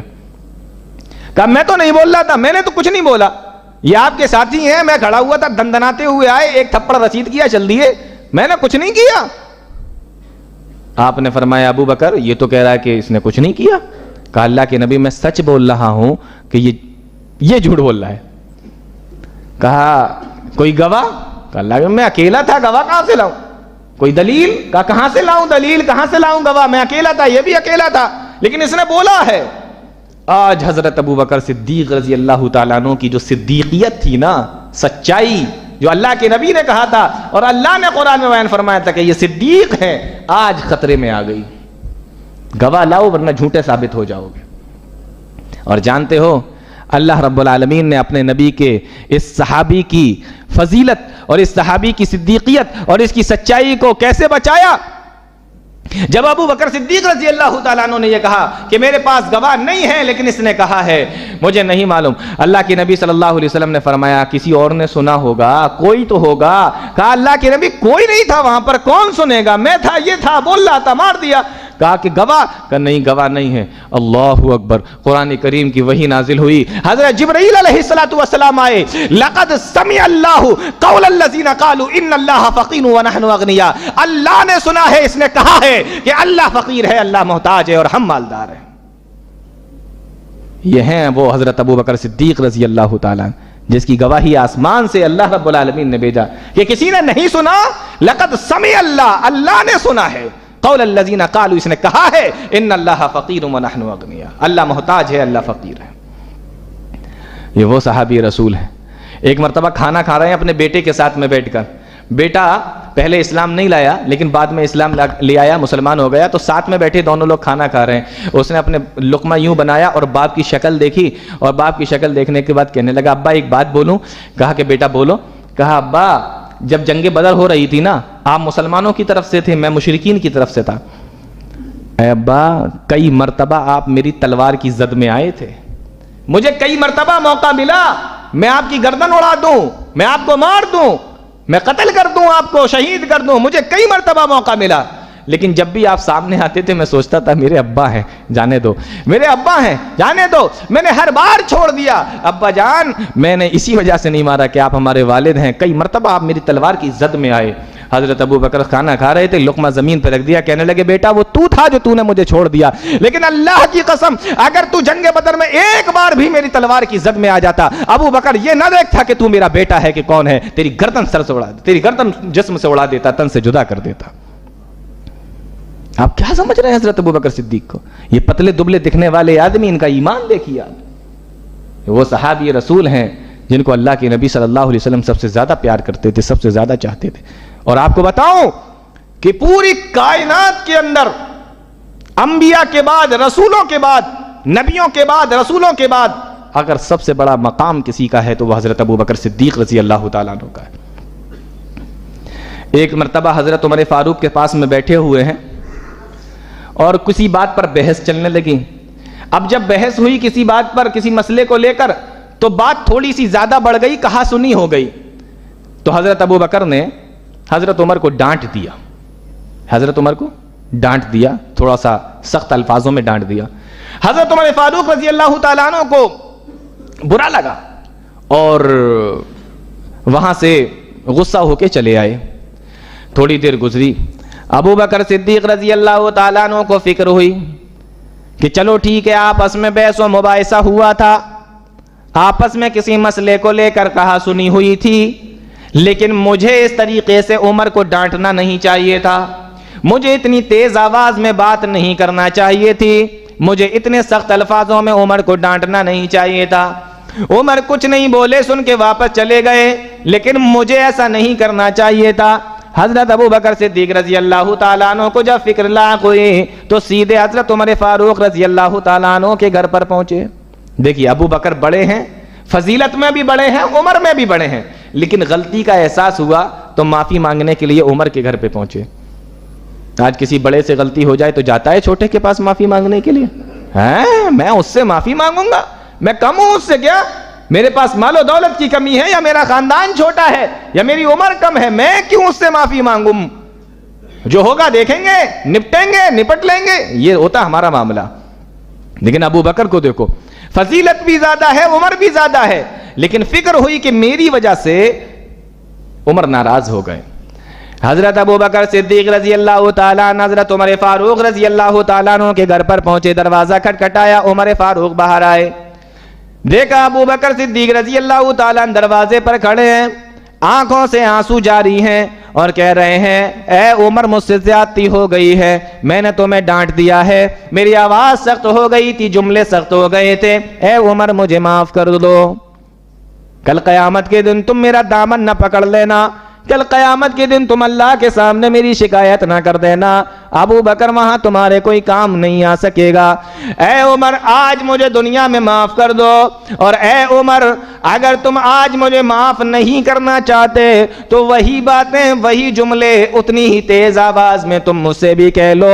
ابو بکر سننے کو تیار ہے، لیکن معاملہ دنیا ہی کے اندر رفع دفع کر لو، یہیں پہ ختم کر لو معاملہ. حضرت عمر فاروق رضی اللہ تعالیٰ عنہ کا غصہ شانت نہیں ہوا تھا، ٹھنڈا نہیں ہوا تھا. یہ باتیں ابو بکر کی سنی، کوئی جواب نہ دیا، اور تیزی کے ساتھ میں گھر کا دروازہ بند کر کے آپ اندر چلے گئے. جب حضرت ابو بکر نے سوچا کہ عمر نے تو مجھے معاف نہ کیا، اب ایک ہی جگہ تھی جہاں پہ جا کے معاملے کا حل نکالا جا سکتا تھا. روتے ہوئے اللہ کے نبی جناب محمد رسول اللہ صلی اللہ علیہ وسلم کے پاس میں پہنچ گئے. ابو بکر اللہ کے نبی کے پاس میں پہنچے، ادھر حضرت عمر فاروق اپنے گھر کے اندر ہیں. اب فکر ہوئی کہ دیکھو عمر یہ تو تم نے اچھا نہ کیا. اب اندر سے نفس نے جھنجھوڑا کہ اے عمر یہ تو تم نے اچھا نہ کیا، ابو بکر نے بھلے ہی تمہیں کہا سنی ہو گئی تھی، تمہیں ڈانٹ دیا تھا، لیکن پھر وہی ابو بکر تمہارے دروازے پر معافی مانگنے کے لیے بھی آیا تھا، اور اس نے تم سے یہ بھی کہا تھا کہ اگر معاف نہیں کرنا چاہتے ہو تو مجھ سے بدلہ لے لو، میں بدلہ دینے کے لیے بھی تیار ہوں. لیکن عمر تم نے یہ تو اچھا نہ کیا. ابو بکر تمہارے دروازے سے روتا ہوا واپس چلا گیا. اے عمر یہ تمہاری حرکت اچھی نہیں ہے.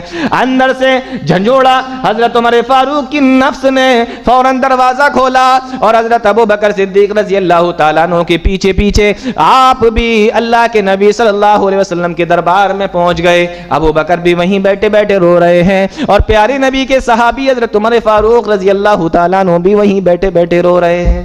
ذرا سی باتیں کہا سنی ہو گئی ہے کسی مسئلے کو لے کر، اور معاملہ یہ ہے کہ دونوں کو اتنی فکر ستا رہی ہے کہ دونوں رو رہے ہیں بیٹھ کر. اللہ کے نبی صلی اللہ علیہ وسلم نے دونوں کے معاملے کو سنا. پھر آپ نے حضرت عمر فاروق سے کہا اے عمر تم نے ان کو معاف کیوں نہ کر دیا جب یہ تمہارے پاس میں آئے؟ اور اے عمر جب اگر معاف ہی نہیں کرنا چاہتے تھے تو تم نے ان سے بدلہ کیوں نہ لے لیا؟ آپ نے ارشاد فرمایا، بخاری کی روایت ہے، اللہ کے نبی صلی اللہ علیہ وسلم نے ارشاد فرمایا اے لوگو میرے ابو بکر کو پریشان نہ کیا کرو، میرے ابو بکر کو تکلیف نہ دیا کرو، میرے ابو بکر کو ستایا نہ کرو. ان اللہ بعثنی الیکم، اللہ نے مجھے تمہارے درمیان میں نبی بنا کر بھیجا. فقلتم کذبتا، تو تم سارے لوگ مجھے جھٹلا رہے تھے، اور ابو بکر صدیق اکیلا ایسا تھا جو میری تصدیق کر رہا تھا. جب تم لوگ سب میرا انکار کر رہے تھے ابو بکر میری تصدیق کر رہا تھا، اقرار کر رہا تھا. اے لوگو میرے ابو بکر کو پریشان نہ کیا کرو، ستایا نہ کرو. حضرت عمر کو سمجھایا کہ تم نے معاف کیوں نہیں کر دیا. حضرت عمر پکار اٹھے اے اللہ کے نبی صلی اللہ علیہ وسلم آپ گواہ رہیے، میں نے ابو بکر کو معاف کر دیا، اور اللہ رب العالمین بھی ابو بکر کو معاف کر دے گا. بخاری کی روایت. یہ فکر تھی حضرت ابو بکر صدیق رضی اللہ تعالیٰ عنہ. حضرت عمر فاروق رضی اللہ تعالیٰ عنہ کہتے ہیں کہ میں کبھی بھی ابو بکر سے نیکیوں کے معاملے میں آگے نہیں بڑھ سکا، کبھی بھی میں ابو بکر سے نیکیوں کے معاملے میں آگے نہیں بڑھا. ایک دن اللہ کے نبی نے چندہ جمع کرنے کا حکم دیا، مال اکٹھا کرنے کا حکم دیا. اس دن میرے گھر کے اندر بہت سارا مال رکھا ہوا تھا، اور مجھے یہ بھی معلوم تھا کہ ابو بکر کے گھر میں مال نہیں ہے. ابھی یہ تنگ دست ہیں, ابھی ان کے گھر کے اندر مال نہیں ہے. فرمانے لگے آج موقع ہے, ابو بکر سے آگے بڑھ جائیں گے, آج موقع ہے, ابو بکر سے نیکیاں میری زیادہ ہو جائیں گی. اللہ کے نبی صلی اللہ علیہ وسلم کا حکم ملا, یہ بھی اپنے گھر گئے اور ابو بکر بھی اپنے گھر گئے. حضرت عمر فاروق رضی اللہ تعالیٰ عنہ فرماتے ہیں مال زیادہ تھا, میں نے اس کے 2 حصے کر دیے, آدھا حصہ اپنے گھر میں رکھ دیا اور آدھا حصہ لے کر میں اللہ کے نبی صلی اللہ علیہ وسلم کے دربار میں پہنچ گیا, مسجد نبوی میں پہنچ گیا. اے اللہ کے نبی, آدھا مال میں آپ کی خدمت میں لے کر آیا ہوں, یہ اللہ کے راستے میں وقف کرتا ہوں, میں صدقہ کرتا ہوں. حضرت عمر فرماتے ہیں ابھی تھوڑی دیر گزری تھی کہ میں نے دیکھا ایک آدمی ہے جو سر پہ بہت بڑا سا بوجھ لے کر آ رہا ہے, اور سر پہ اتنا بوجھ رکھا ہوا ہے کہ پیر کہیں پہ رکھتے ہیں تو بوجھ کی وجہ سے پیر دوسری جگہ پہ پڑتا ہے. جب وہ میرے قریب آئے تو میں نے دیکھا وہ کوئی اور نہیں, حضرت ابو بکر صدیق رضی اللہ تعالیٰ عنہ تھے. اللہ کے نبی صلی اللہ علیہ وسلم کے پاس میں پہنچے, سارا سامان اٹھا کر اللہ کے نبی صلی اللہ علیہ وسلم کے پاس میں رکھ دیا. آپ نے جب سامان کو دیکھا فرمایا اے ابو بکر ما ابقیت لأہلک, اپنے گھر والوں کے لیے کیا چھوڑ کے آئے ہو, اپنے گھر میں کیا بچا کے آئے ہو؟ فرمایا ابقیتو, میں نے ان کے لیے اللہ اور اس کے رسول کو اپنے گھر کے اندر چھوڑا ہے. یعنی کہ سارا کا سارا سامان ابو بکر اپنے گھر کا اٹھا کر لے کر آ گئے. گلاس, چمچ, پلیٹ, جو ملا سب لے آئے. عام طور پہ یہ چیزیں لاتا ہے کوئی آدمی, لیکن وہ سارا سامان گھر کا لے آئے, اوڑھنے کی چادر, بچھانے کی چادر, جو بھی ملا سب لے کر آ گئے. پوچھا گھر میں کچھ چھوڑا بھی ہے؟ کہا اللہ اور اس کے رسول کو چھوڑ کر آیا ہوں. عمر فاروق نے فرمایا کہ میں ابو بکر سے کبھی بھی آگے نہیں بڑھ سکتا نیکیوں کے معاملے میں, میں تو آدھا چھوڑ کے آیا ہوں, یہ تو چمچ گلاس تک اٹھا لائیں, کچھ نہیں چھوڑا. یہ معاملہ تھا حضرت ابو بکر صدیق رضی اللہ تعالیٰ عنہ کا. ایک مرتبہ اللہ کے نبی صلی اللہ علیہ وسلم منبر پہ خطبہ دے رہے تھے. آپ نے ارشاد فرمایا اے لوگو, ایک شخص ہے جس سے اللہ رب العالمین نے یہ کہا ہے کہ تم دنیا کی نعمتوں کو لے لو یا آخرت کی نعمتوں کو لے لو, تمہیں دونوں میں سے جو بھی اچھا لگے اس نعمت کو تم لے لو. اے لوگو, اس شخص نے اللہ کے پاس میں جو نعمتیں تھیں اس کو لے لیا اور دنیا کی نعمتوں کو چھوڑ دیا. صحابی رسول بیان فرماتے ہیں کہ سارے کے سارے لوگ اللہ کے نبی صلی اللہ علیہ وسلم کے خطبے کو سن رہے تھے اور ابو بکر ایک کونے میں بیٹھے بیٹھے رو رہے تھے. ہم سارے لوگ سوچنے لگے کہ دیکھو نبی تو کسی آدمی کے بارے میں بتا رہے ہیں جس سے اللہ نے یہ کہا یا تو دنیا کو پسند کر لو یا آخرت کو پسند کر لو. تو اس آدمی نے آخرت کو پسند کر لیا, لیکن اس بوڑھے کو کیا ہوا جو مسجد کے کونے میں بیٹھا بیٹھا رو رہا ہے, مسجد کے کونے میں بیٹھا بیٹھا آنسو بہا رہا ہے. صحابی رسول بیان فرماتے ہیں اس واقعے کے کچھ دنوں کے بعد جب اللہ کے نبی صلی اللہ علیہ وسلم کا انتقال ہو گیا تو ہمیں معلوم ہوا کہ وہ آدمی جس کے بارے میں اللہ کے نبی نے بتایا تھا دنیا پسند کر لو یا آخرت پسند کر لو, وہ خود جناب محمد رسول اللہ صلی اللہ علیہ وسلم تھے. اور پوری مجلس کے اندر ابو بکر کے علاوہ کوئی اس بات کو سمجھ ہی نہیں سکا تھا. ابو بکر ایک کونے میں بیٹھے بیٹھے رو رہے تھے. یہ معاملہ تھا اللہ کے نبی صلی اللہ علیہ وسلم کا اور حضرت ابو بکر صدیق کا. بڑے جلیل القدر صحابی ہے اللہ کے نبی صلی اللہ علیہ وسلم کے, اتنے جلیل القدر صحابی ہیں.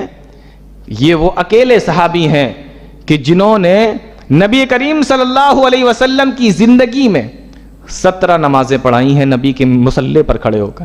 نبی کی زندگی میں, نبی دنیا میں موجود ہیں اور 17 نمازیں ابو بکر نبی کی موجودگی میں نبی کی زندگی میں مصلی پہ کھڑے ہو کے پڑھا رہے ہیں. یہ وہ صحابی ہیں حضرت ابو بکر صدیق. ایک مرتبہ حضرت عائشہ نے کہہ بھی دیا, بخاری کی روایت, ایک مرتبہ حضرت عائشہ نے کہہ بھی دیا اللہ کے نبی آج کسی اور کو بھی کہہ دو, آج کسی اور سے بھی کہہ دو نماز پڑھانے کے لیے, آپ کے تو بہت بڑے بڑے صحابی ہیں. آپ نے فرمایا کہ مرو ابا بکر فلیصلی بالناس, ابو بکر سے ہی کہو کہ وہ نماز پڑھائیں. مفسرین, مورخین اور تشریح کرنے والے تمام لوگ لکھتے ہیں کہ اپنی زندگی میں مصلی پہ کھڑا کر کے جانا, اس میں اس بات کی طرف بھی اشارہ تھا کہ جب میں دنیا سے چلا جاؤں تو مصلی ابو بکر ہی سنبھالیں گے اور میرے بعد سب سے پہلے خلیفہ حضرت ابو بکر صدیق رضی اللہ تعالیٰ عنہ ہی ہوں گے. اس میں اشارہ بھی تھا اس بات کی طرف. ایک عورت آئی, یہ بھی بخاری کی روایت ہے, ایک عورت آئی اللہ کے نبی صلی اللہ علیہ وسلم کے پاس کسی کام سے. آپ نے فرمایا جاؤ بعد میں آنا. وہ کہنے لگی ارائیت, اگر میں بعد میں آؤں, ارائیت, اگر میں بعد میں آؤں, لم اجدو, اور میں آپ کو نہیں پاؤں. آپ نہ ملے مجھے تو میں کیا کروں پھر؟ آپ نے فرمایا اِلَّمْ تَجِدِينِ فَأْتِي أَبَا بَكْرٍ، اگر تو بعد میں آئے اور میں یہاں سے چلا جاؤں، یعنی میرا انتقال ہو جائے، میں تجھے اگر نہ ملوں تو میرے ابو بکر کے پاس میں چلے جانا۔ اس حدیث کے اندر بھی اشارہ اس بات کی طرف تھا کہ میرے بعد خلافت حضرت ابو بکر صدیق رضی اللہ تعالیٰ عنہ کو ملے گی۔ اور یہی وجہ ہے کہ جب نبی کا انتقال ہو گیا تو حضرت عمر نے یہی کہا تھا کہ اے ابو بکر اپنا ہاتھ آگے بڑھائیے، ہم سارے لوگ مل کر آپ کو خلیفہ بناتے ہیں۔ ابو بکر نے کہا کہ نہیں مجھے خلیفہ نہ بنائیے۔ نرم دل کے آدمی بولے نہیں مجھے خلافت نہیں چاہیے، مجھے عہدہ نہیں چاہیے۔ کہا کہ اپنا ہاتھ آگے بڑھائیے، جس آدمی کو نبی نے دینی معاملے میں ہمارا امام بنا دیا ہو، ہم دنیا کے معاملے میں اپنا امام اس کو کیوں نہ بنائیں؟ آپ ہاتھ آگے بڑھائیے، ہم آپ کے لیے آپ کے ہاتھ پر بیعت کرتے ہیں۔ نبی دین کے معاملے میں امام بنا کر گئے، مصلی پہ کھڑا کر کے گئے اور فرمایا ابو بکر کے علاوہ کوئی کھڑا نہیں ہوگا۔ جب دین کے معاملے میں تم ہمارے امام بن سکتے ہو تو دنیا کے معاملے میں کیوں نہیں؟ ہم آپ کو خلیفہ چنتے ہیں۔ خلیفہ چن لیا گیا، تمام مسلمانوں کے خلیفہ ہیں، اور حالت جانتے ہیں کیا ہے؟ کچھ دنوں کے بعد حضرت عمر نے دیکھا کپڑوں کا گٹھر یوں کندھے پہ لدا ہوا ہے اور مدینہ کے بازار کی طرف جا رہے ہیں۔ ابو بکر، عمر نے آواز لگائی ابو بکر کہاں؟ کہنے لگے کہ جا رہا ہوں، کام کرنے جا رہا ہوں، تجارت کرنے جا رہا ہوں، بیچنے جا رہا ہوں۔ کہا نہیں بیچ سکتے۔ کیوں نہیں بیچ سکتے بھائی؟ یہ تو حلال ہے، کپڑے کی کاروبار تو حلال کا کام ہے نا، کیوں نہیں بیچ سکتے؟ کہا نہیں بیچ سکتے، حلال ہے تب بھی نہیں بیچ سکتے۔ کیا کیوں نہیں؟ میں تو نبی کی زندگی میں بھی بیچا کرتا تھا، نبی نے تو کبھی منع نہیں کیا۔ حضرت عمر فاروق نے فرمایا کہ ابھی آپ مسلمانوں کے خلیفہ ہیں، دن بھر بازار ہی میں گزار دو گے تو ان کے مقدموں کو کون سنے گا؟ ان کے حالات کو کون دیکھے گا؟ رعایا کا خیال کون رکھے گا جب آپ کاروبار ہی کرتے رہیں گے؟ حضرت ابو بکر نے بڑا پیارا سا جواب دیا، کہنے لگے کہ میں رعایا کا خیال رکھوں گا تو میرے بچوں کا خیال کون رکھے گا؟ ان کو بھی تو کھلانا پلانا ہے، روزی روٹی کی ذمہ داری تو ہماری ہے نا، تو ہم ان کو بھی تو کھلانا پلانا، تو ہم کیا کریں؟ دونوں میں مشورہ ہوا، طے یہ ہوا آج سے آپ تجارت بند کر دیجئے، بیت المال سے آپ کو پیسہ ملا کرے گا۔ کیا ملے گا؟ بیت المال سے آپ کو وظیفہ ملا کرے گا، بیت المال سے آپ وظیفہ لے لیجئے گا، آپ کے خرچے کا جو بھی کھانا خرچہ جو بھی ہے وہ بیت المال سے ملے گا، آپ تجارت بند کر دیجئے ورنہ لوگوں کے مقدموں کو کون سنے گا؟ حضرت ابو بکر صدیق رضی اللہ تعالیٰ عنہ اور حضرت عمر فاروق دونوں بیت المال گئے۔ بیت المال کا جو خزانچی تھا نا، جانتے ہو کون؟ حضرت ابو عبیدہ ابن جراح رضی اللہ تعالیٰ عنہ۔ اور یہ وہ صحابی رسول ہیں جن کے بارے میں اللہ کے نبی صلی اللہ علیہ وسلم نے فرمایا کہ ہر امت کے اندر ایک امین ہوتا ہے، امانت دار ہوتا ہے۔ میری امت کے اندر جو امین ہے وہ حضرت ابو عبیدہ ابن جراح رضی اللہ تعالیٰ عنہ ہے، جن کو نبی نے امین اور امانت دار کہہ دیا ہو۔ ابو بکر اور عمر نے اسی کو خزانچی بنا دیا۔ پتہ یہ چلا کہ خزانچی امانت دار اور سچا آدمی ہونا چاہیے، فراڈ کرنے والا نہیں۔ دونوں لوگ پہنچے اور وہاں پہنچنے کے بعد دیکھیے بات چیت ہو رہی ہے۔ حضرت عمر کہتے ہیں ابو عبیدہ ابن جراح سے، اے ابو عبیدہ، یہ مسلمانوں کے خلیفہ ہیں، ان کا بیت المال سے وظیفہ جاری کر دیا جائے۔ ابو عبیدہ کہنے لگے ابو بکر صدیق رضی اللہ تعالیٰ عنہ، آپ چونکہ مسلمانوں کے خلیفہ ہیں، مسلمانوں کے بادشاہ ہیں، تو آپ کو بیت المال سے اتنا وظیفہ ملا کرے گا جیسا کہ ایک بادشاہ کو ملنا چاہیے، اتنا پیسہ اتنا سامان ملا کرے گا جتنا کہ ایک بادشاہ کو ملنا چاہیے۔ حضرت ابو بکر نے جب یہ سنا کہنے لگے نہیں نہیں، مجھے صرف اتنا سامان چاہیے، مجھے اتنا وظیفہ چاہیے جتنا کہ مدینہ کے اندر روزانہ ایک مزدور کی مزدوری ہوتی ہے، جتنا ایک مزدور روزانہ کماتا ہے اتنی ہی مزدوری مجھے، اتنا ہی وظیفہ مجھے بیت المال سے چاہیے۔ ابو عبیدہ ابن جراح کہنے لگے ابو بکر، اس سے تو تمہارا گھر نہ چل سکے گا، تمہارے گھر کے اندر پالن پوشن نہیں ہو پائے گا، گھر کے اندر پریشانی آ جائے گی۔ فرمایا اگر مدینہ کے مزدور کا گھر چل سکتا ہے تو ابو بکر کا گھر کیوں نہیں چل سکتا؟ اگر مدینہ کے مزدور کا پیٹ بھر سکتا ہے تو ابو بکر کے گھر والوں کا پیٹ کیوں نہیں بھر سکتا؟ مجھے صرف اتنا ہی دیا جائے جتنا کہ مدینہ کے مزدور کی مزدوری ہوتی ہے۔ ابو بکر نے ضد کر لی تو کہا ٹھیک ہے لکھ دو، آج سے ابو بکر کو اتنا چاول، اتنا آٹا، اتنی دال، اتنا یہ مزدور کی مزدوری کے برابر اتنا سامان گھر پہنچ جایا کرے گا۔ کئی دن تک سامان جاتا رہا، روزانہ سامان پہنچتا رہا۔ ایک دن اپنی بیوی کے ساتھ میں بیٹھے ہوئے تھے، کہنے لگے اے میری بیوی، کئی دنوں سے میرا دل یہ چاہ رہا ہے کہ میں کوئی میٹھی چیز کھاؤں، میں حلوہ کھا لوں۔ بیوی کہنے لگی کہ تم تو لیتے بھی اتنا سا سامان ہو کہ جو دوپہر میں آتا ہے تو شام تک نہیں بچتا، شام کو آتا ہے تو صبح تک ختم ہو جاتا ہے، اتنا سا سامان لیتے ہو کہ پیٹ بھی مشکل سے بھر پاتا ہے، حلوہ آپ کے لیے کہاں سے بنایا جائے، حلوے کے لیے سامان آپ کے لیے کہاں سے لایا جائے۔